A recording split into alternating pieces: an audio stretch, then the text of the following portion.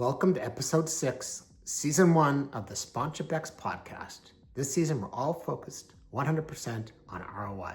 And today's podcast is the evolution of sports sponsorship, looking specifically at data-driven fan engagement.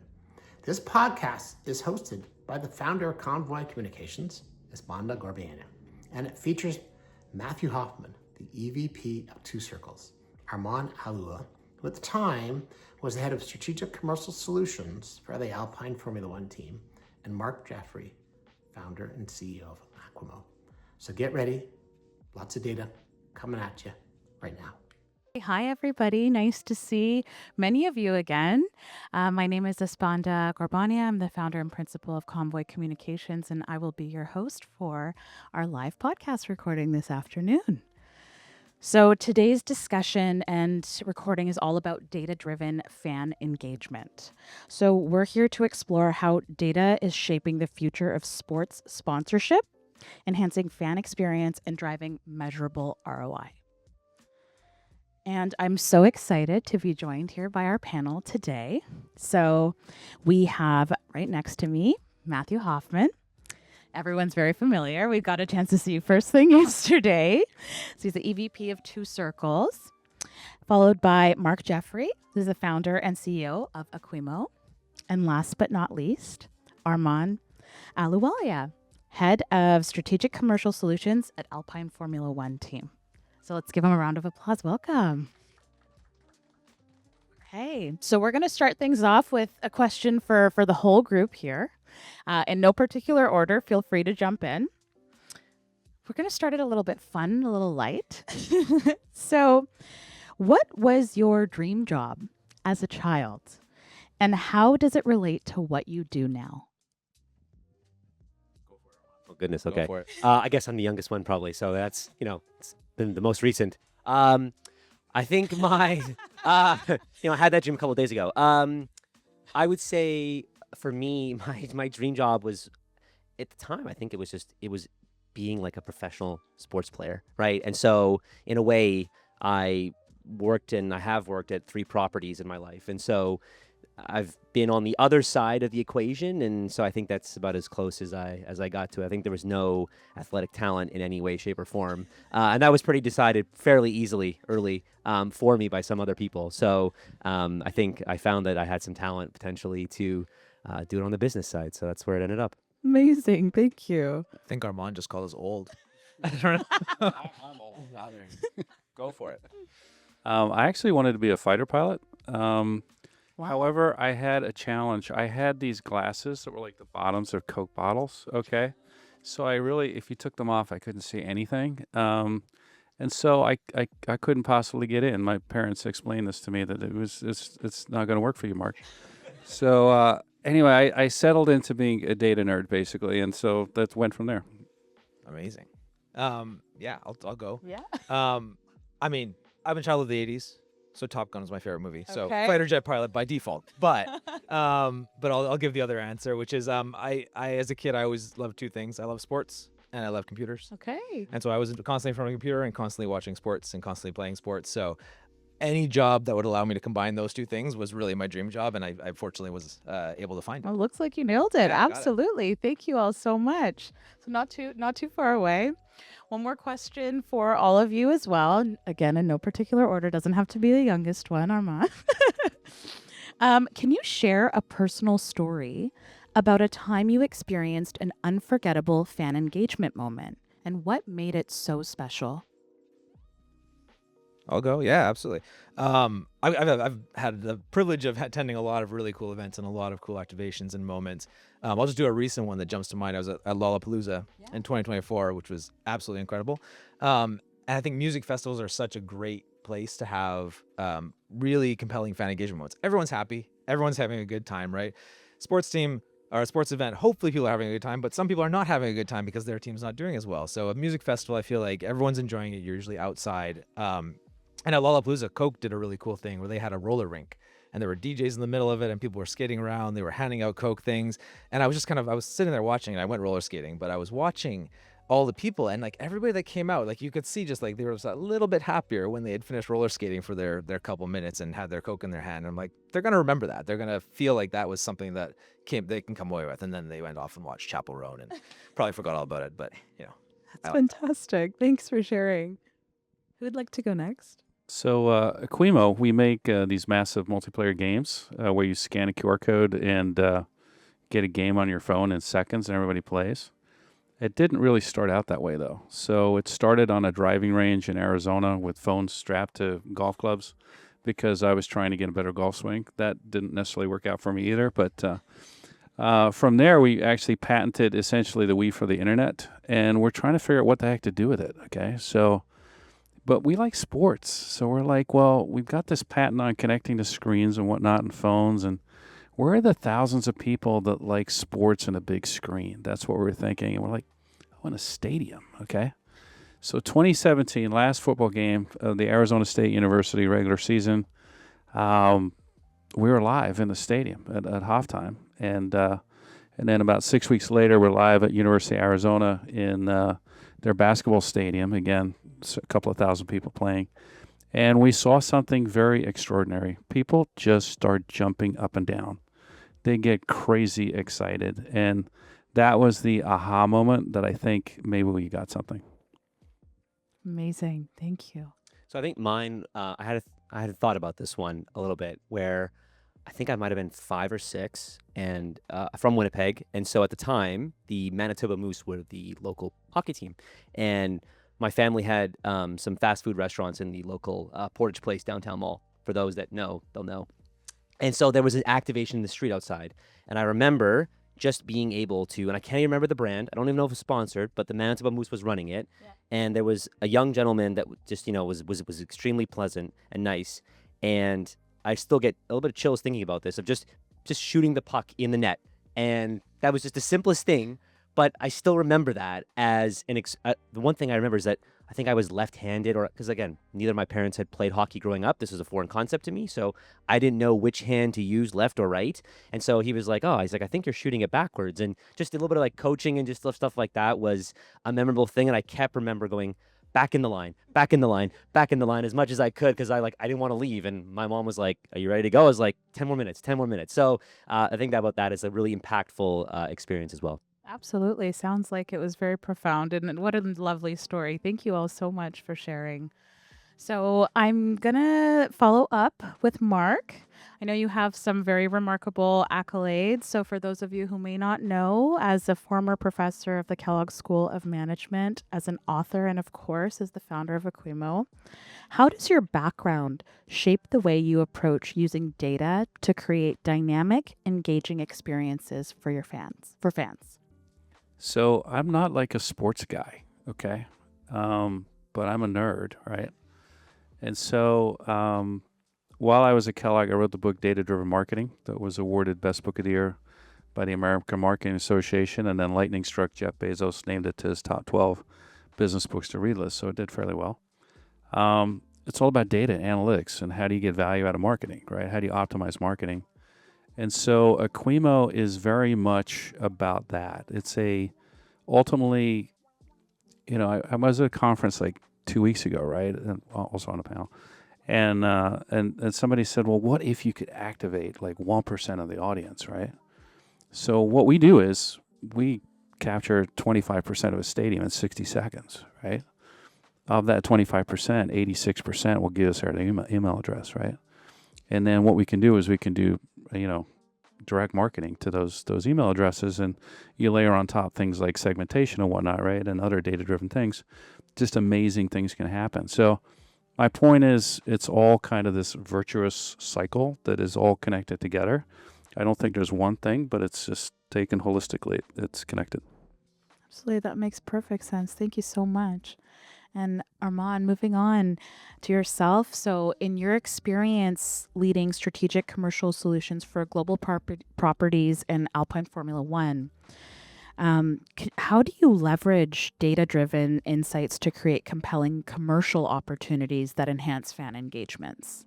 Yeah, I mean, it leads with the why, right? I think about it as you can have a great idea, but if it doesn't matter, it's completely useless, right? Or you won't get the traction that you need to get it done, right? I think sometimes people always say the hardest sell is the internal sell, and I think that is true, but I think working together with partners and being strategic about providing them the data that they need is super impactful. And I've seen that happen when the light bulb goes on the other side of the table, whoever that may be, and you can see that, oh, wow, this is what the data is saying. Let's test it, right? And I think that's the most important part, is that we can have this great idea, we can have the data, but the data might not be the right data, it might not be the right information. But being strategic about thinking about where it goes and how we use it, I think is the most important part. And finding a way to naturally integrate that into an activation then feeds you back more data, which you're then kind of using a positive feedback loop where the pie is getting bigger and bigger and bigger, and you're building upon the wins and the successes, which I think is something that I spend a lot of time thinking about. And sometimes I'm on an island in that case, and I don't want to be, but sometimes I like to stop and say, wait, are we sure that this makes sense? Like, why are we doing this? Does the data back this up? And if it doesn't, okay, then maybe we don't use this idea right away. I love that feedback loop concept. Sorry, I'm jumping in here, but one of the things that I often think about, and as Mark was going through his, they were capturing all these things. I don't know, I pictured in my head of like this giant web of all these different things that are gathering this information, and how do they all come together constantly? And that's one of the challenges that we talk about a lot of. There's so many systems. There's Mark's system, there's marketing system, there's all sorts of different things. How do you combine all of them and make it like, okay, who's our audience really? I don't know. It's just something that jumped out at me. No, absolutely. And it's intentionally reaching them, right, in a way that's meaningful and has a lasting impact. You were just talking about, right, having all this data, all of these insights, how you're, taking those steps to engage, but ultimately it's rooted in your purpose of why. And then that's what resonates and leaves the lasting impact for future touch points and engagement. So thank you guys. And thank you for jumping in, co-host. You're welcome. Anytime. And this one is for you. So, of course, given your background being, a technology executive with expertise in cloud computing, in software development, data analytics, how has your experience, you talked about merging your two worlds and being in this space, but how has this experience shaped your approach to data-driven fan engagement? Yeah, it's a great question, and I think that's what Two Circles does at its heart. So I mean, Two Circles is all about data-driven sports and just understanding fans and knowing fans best. That's what we do. And so for me personally, I mean, I was not a sports guy. I played lots of sports. I like sports a lot, but I didn't work in sports. I worked for different technology firms and software development things, and I was a developer. So I was a data guy. I just really liked looking at data. And so when I ended up working in sports, I kept looking at everything. I'm like, why isn't everyone using all this data? There's so much data around. You know who's coming to your stadium. You know who's clicking on your emails. You know all these things. You have your app. You have these eyeballs. But everyone's just kind of letting it sit there. And all I could think was, let's do something with this. And I think I've been with the company for 12 years. And so 12 years ago, we would walk into a client and we would say, do you like working out of spreadsheets, or would you like a system that's going to help you do this? And now we walk into a client and everything's advanced so much. So our conversations are now very much, tell us about your challenges. And so we don't never come in with, here's how we're going to solve your problems. Yeah. And I actually think this applies very much to the partnership world as well. Is a lot of partnerships come in and say, here's our assets. They're going to do the things for you. But wouldn't it be a way funner conversation to say, what are you trying to achieve? What are your challenges? Let's solve them together. Those are the best partnerships in the world. And I think if you take it to technology and data, it's the same thing. Always come in and understand the problem as well as you possibly can first, and then apply the data, and then apply the solutions. I think if you can do that over and over again, you're going to win every time. And that's a beautiful explanation, I think, too. I always love to go with the approach of help us understand, help us understand in your words, instead of, we all love to do a lot of research, doing all the research, and we have all this information and all these recommendations that we might have. But ultimately, to your point, it's collecting that and being true partners and getting to the common objective ultimately. So thank you so much. I love the term partnership versus sponsorship. Yeah. I know it's an internal debate, but I can never get behind it. It's like sponsorship is someone giving money to someone to do something. Partners are people working together to solve problems. Yeah, it's a collective, it's a collaboration, and ultimately you get further by working together. So absolutely. Thank you so much. If you're like most sponsored marketers, ROI probably keeps you up at night. That's why the Sponsorship X ROI Forum in Vancouver was such a big success. And now you can access 17 sessions from that conference on demand for just $299 Canadian. go to the Sponsorship X Forum website and go to ROI Forum On Demand. And there you'll find masterclasses, workshops, keynotes that will inform you about everything from ROI versus RO, valuation versus evaluation, fan sentiment as a metric, so you can sharpen your saw and up your game when it comes to ROI.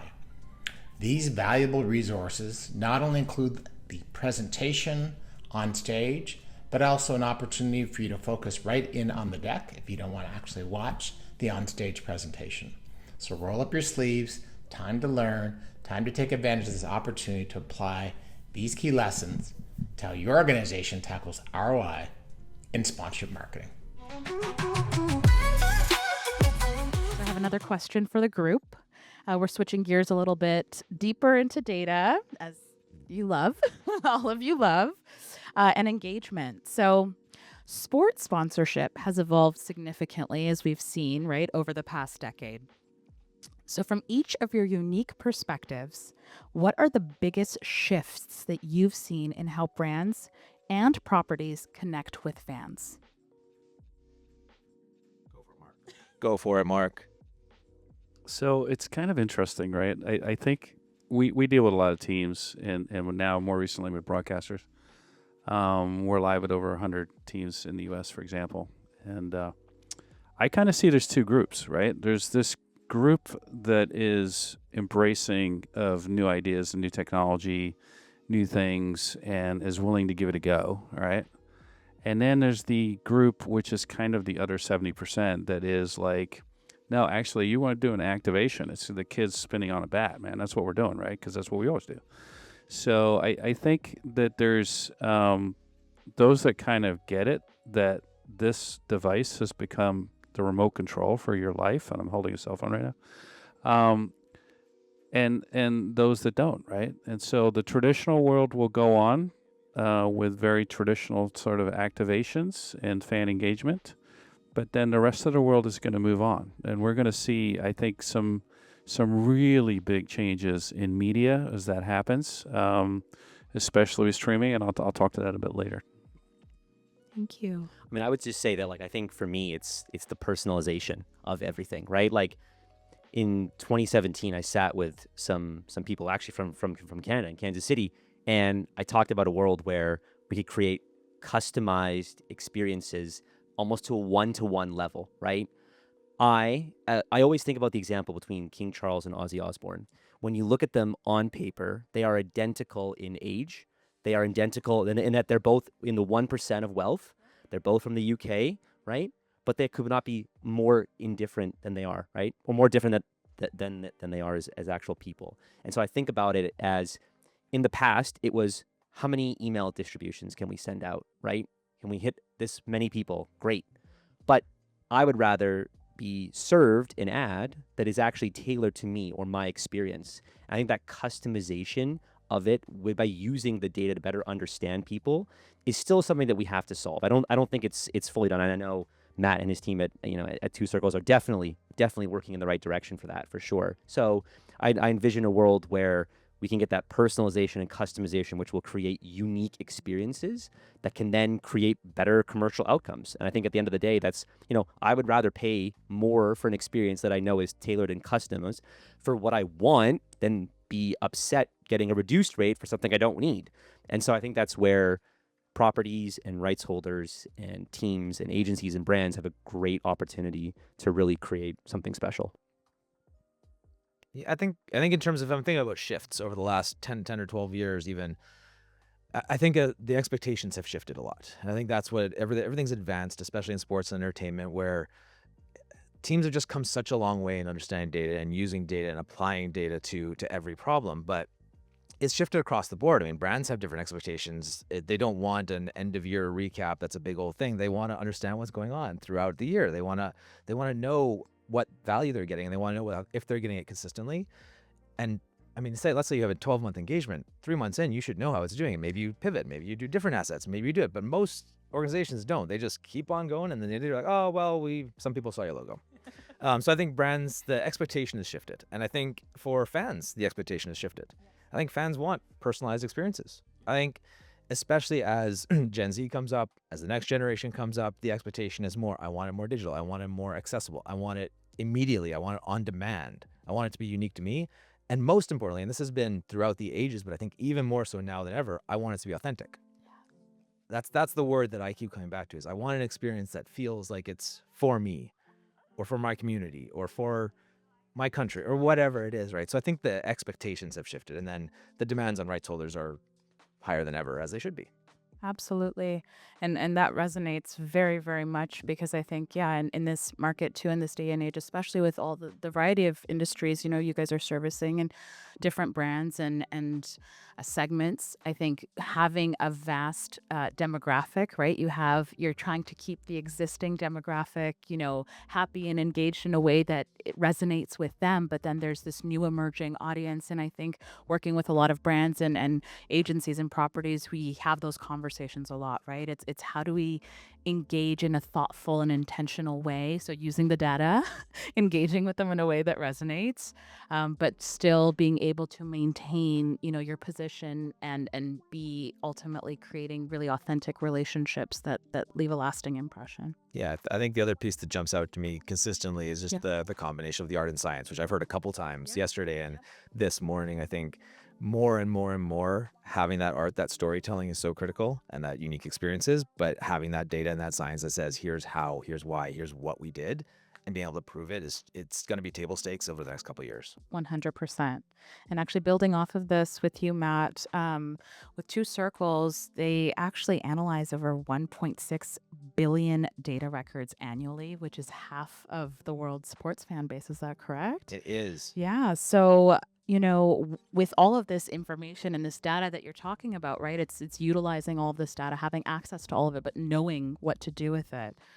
What specific insights have emerged from all of this data about what fans do, what they want, and how they think?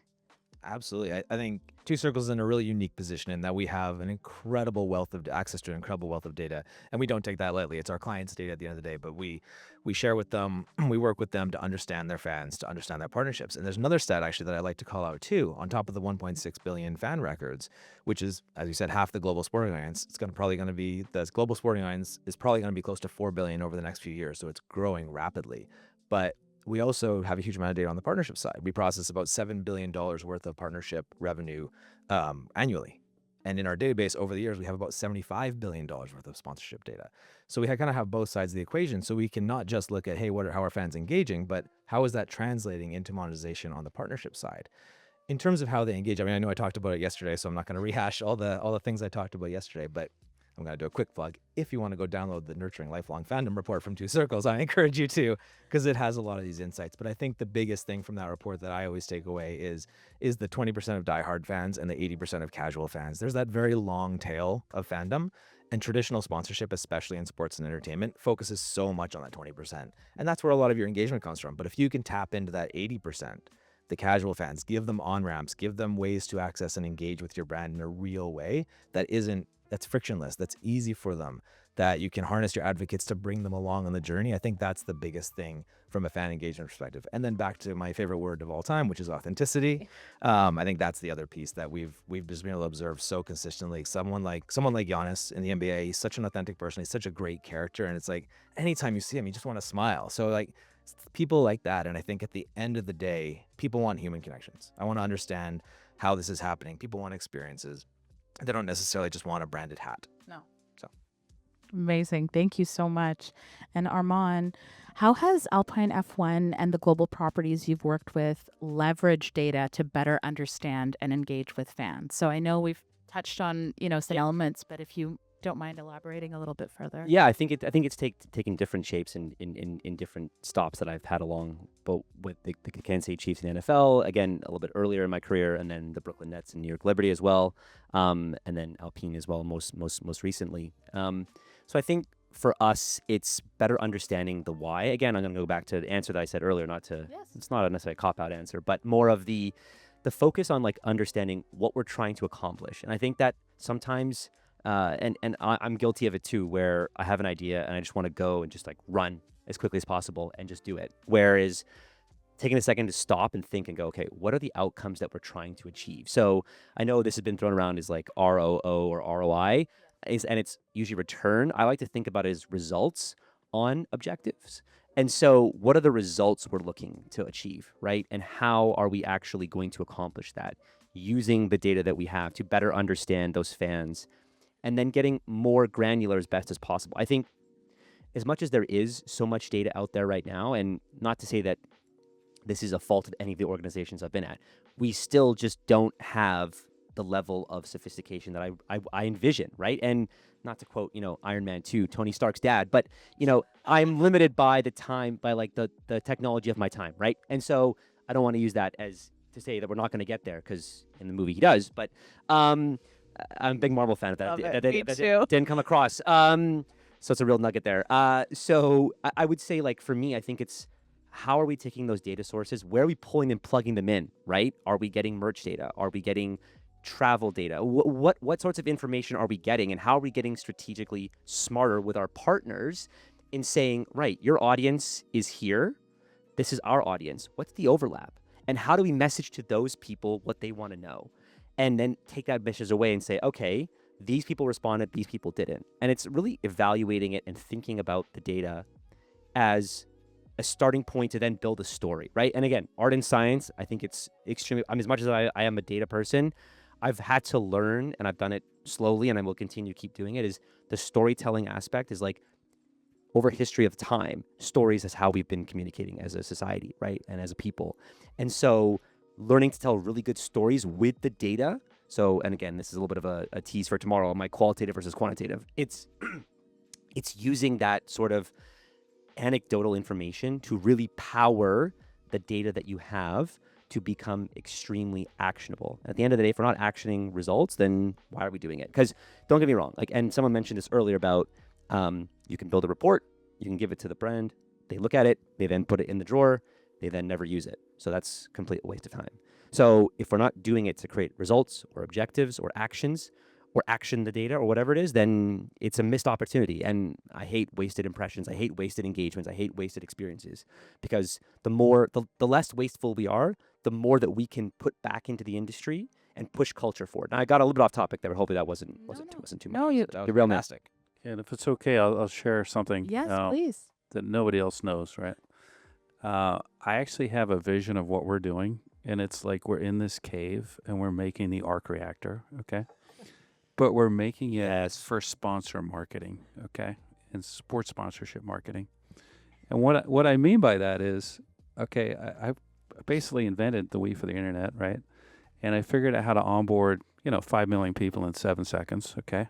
I figured out how to collect data from them, all right? That's got to be valuable, don't you think, right? So, what I'm running into is we created this tech. It is so new. It hasn't been seen before. It hasn't been done before. And as we do it, I just kind of going to the data question, right? What we're doing is we're like optimizing every day, and I talked about it yesterday. We're actually optimizing multiple times a day, every day, right? And so we're getting better and better and better. And just to kind of share, like, we were working with Rogers Sportsnet. We did Hockey Night in Canada in December. Just a phenomenal experience where just in one cycle, one Saturday night game, we realized what was up, and we changed it. So the next Saturday night in that game, we had 100% improvement in performance. Yeah, I think the speed of iteration right now is so fast, and you can change on the fly, especially with the advent of AI, especially with just how fast we can deploy things. The feedback loop is getting shorter and shorter and shorter, which is amazing. One thing I was curious about on you kind of mentioned ROO. Yeah. And I just wanted to share a quick anecdote that I really love. We were talking to a major brand, someone that sponsors tons of sports teams, and we asked them, I said, do you know what your objectives are for sponsoring these sports teams? Like, I just straight up asked.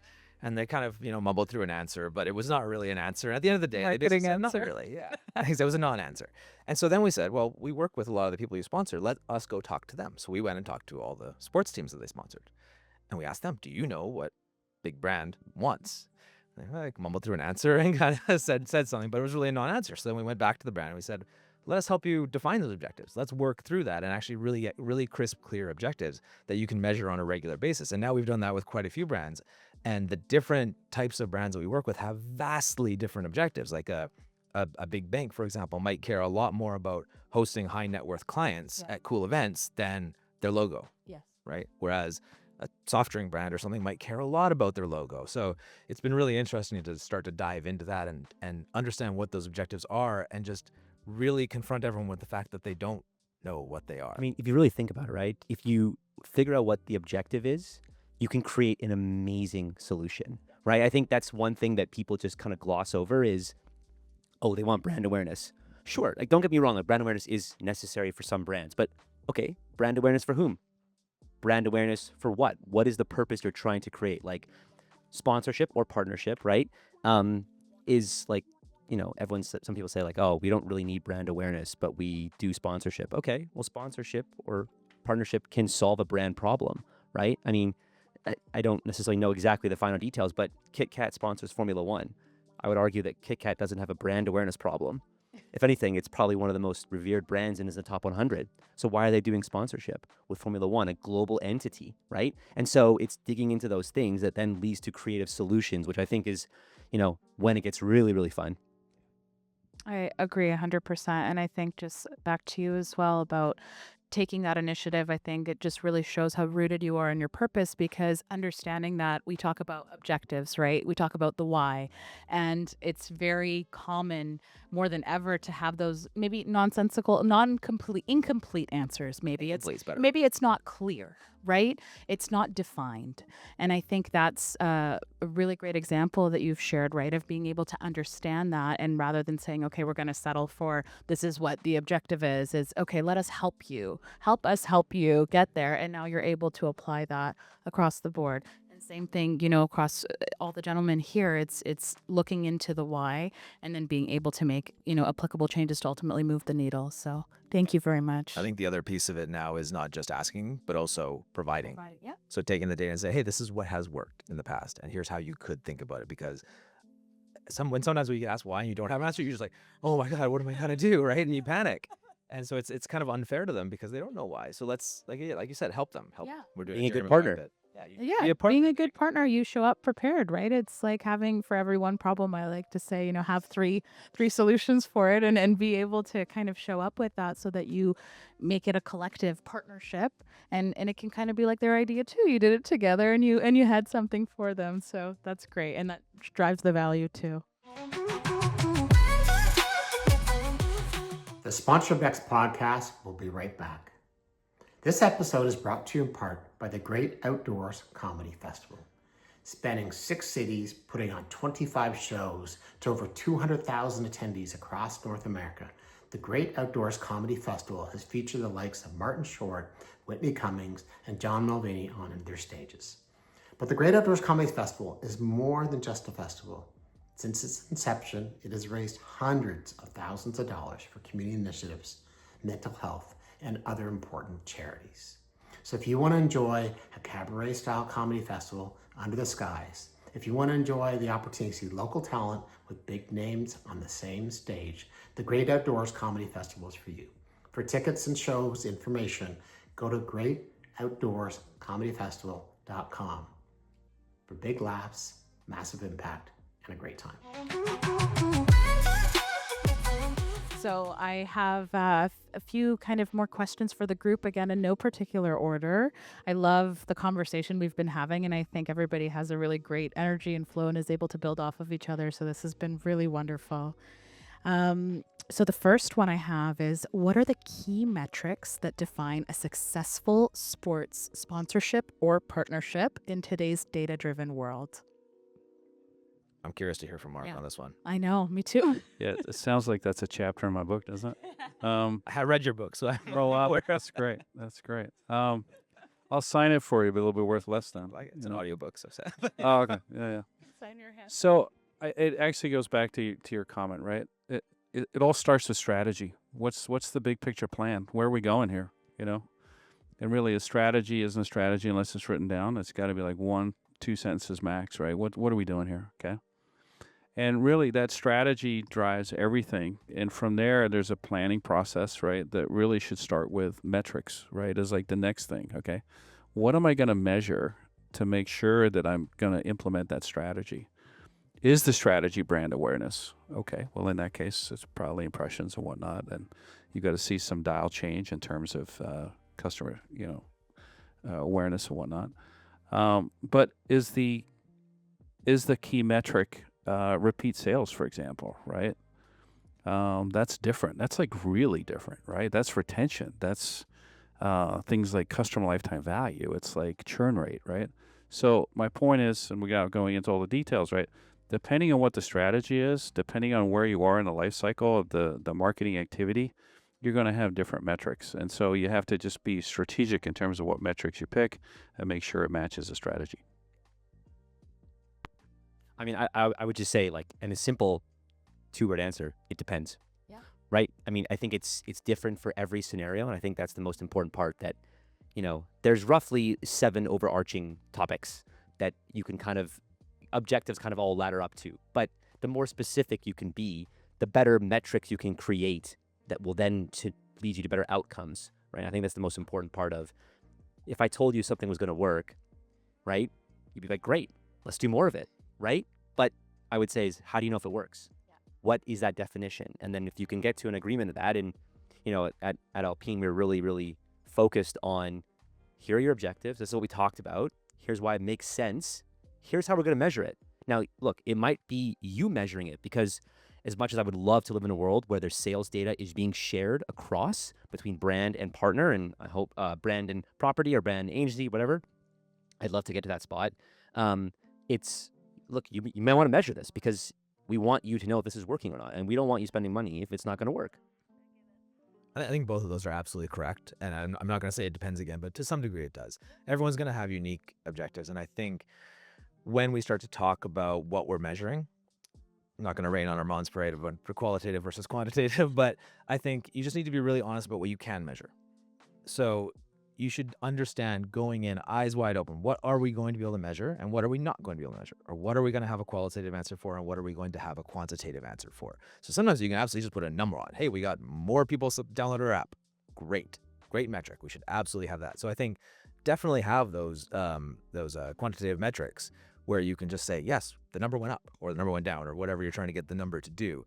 Those are so critical, and those are really good heartbeat metrics. Like, okay, we're on the right path, and you can look at those on a daily, weekly, monthly basis. On the quantitative side, they should ladder up to exactly what Armaan said about the kind of 7 general things like the brand awareness and the things like that. Those are critical, but you should just write them down.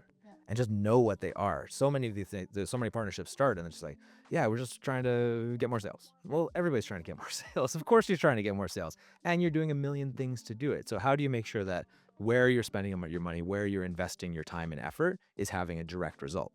So the more you can tie it back, and I think in this day and age, that's actually getting easier and easier to do, especially with the younger generation, because where's the engagement? It's in an app. I can track that. It's email services, I can track that. It's on social, I can track that. Whereas before it was, hey, it's on a broadcast and my logo's there. I hope that worked, right? But so now we actually have data that backs it up, so you don't have to just rely on maybe it kind of worked. No, 100%. And I know we're talking about storytelling, and through each of your responses, we're hearing a lot of really great insight. I wonder if we could speak to, and this is for all of you, if you could share a specific example, perhaps of how data has helped engage sports fans across both traditional and digital platforms. So we talked a lot about digital, but how this has helped across traditional digital platforms and how these efforts translated into measurable ROI or ROO. So if specifically, if there's a story, something that comes to Mark, mind. first on this one. I feel like this is tailor-made for him. Yeah. Keep throwing Mark at it. I like it. Yes, keep throwing me at it.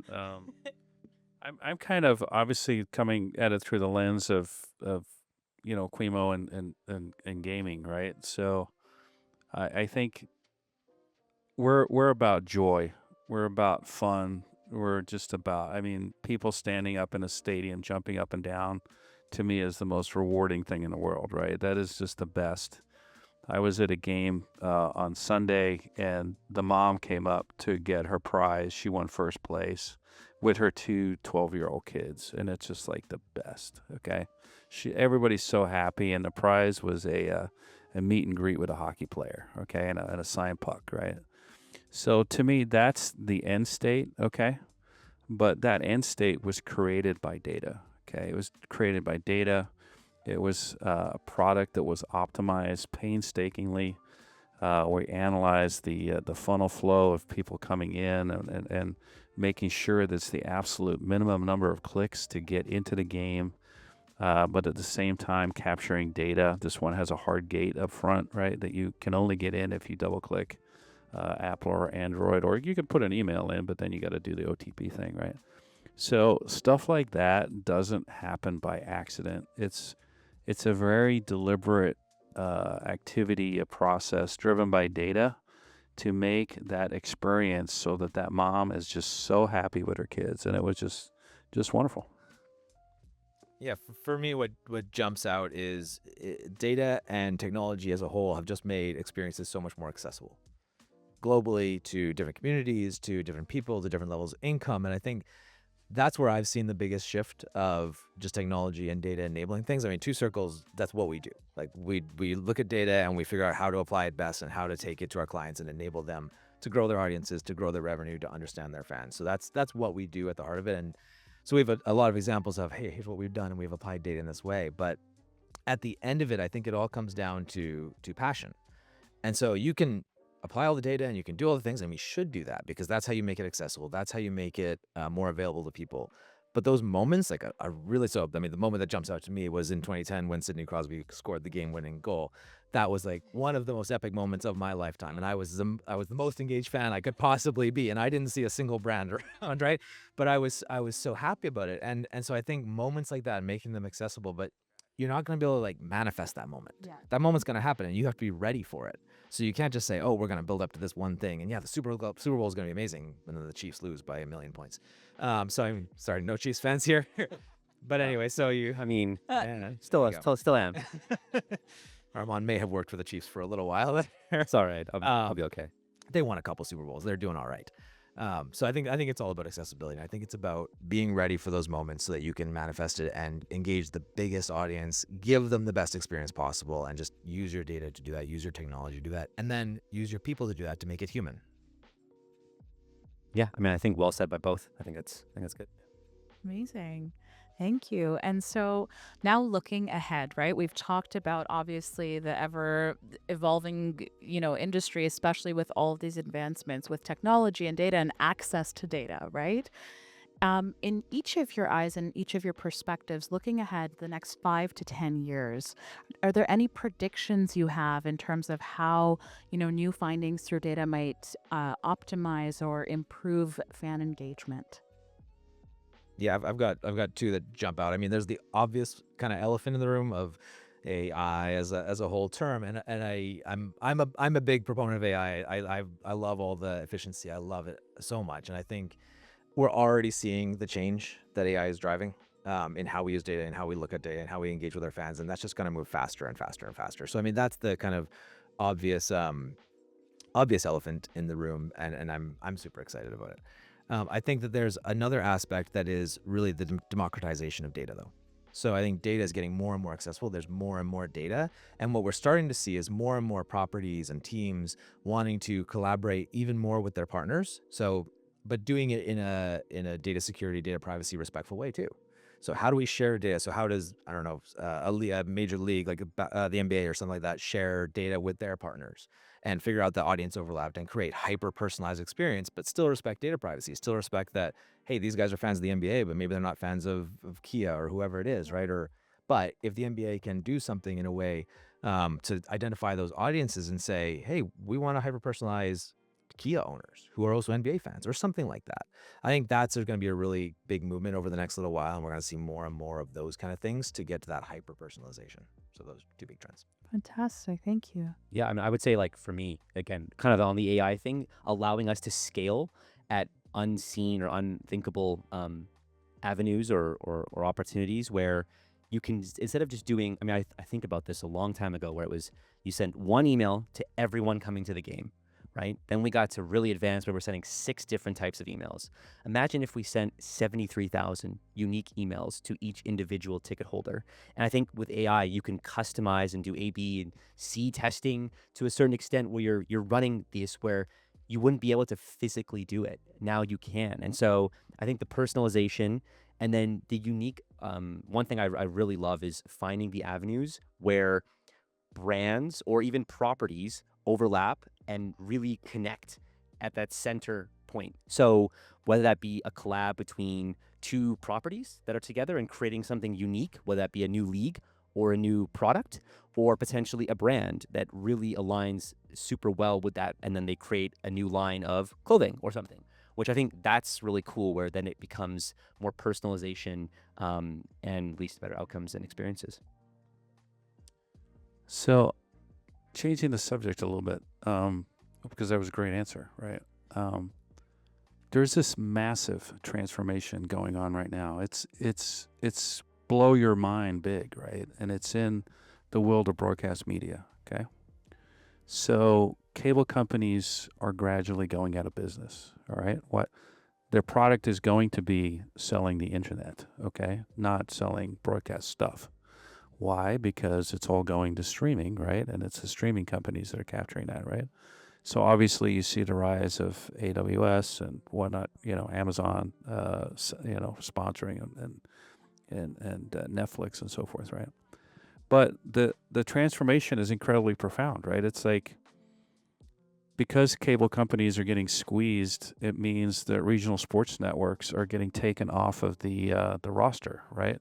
So suddenly regional sports networks don't have any money because they don't get paid for being on cable. That means that regional sports networks are going out of business. It means that everything is changing in terms of this world of broadcast media, okay?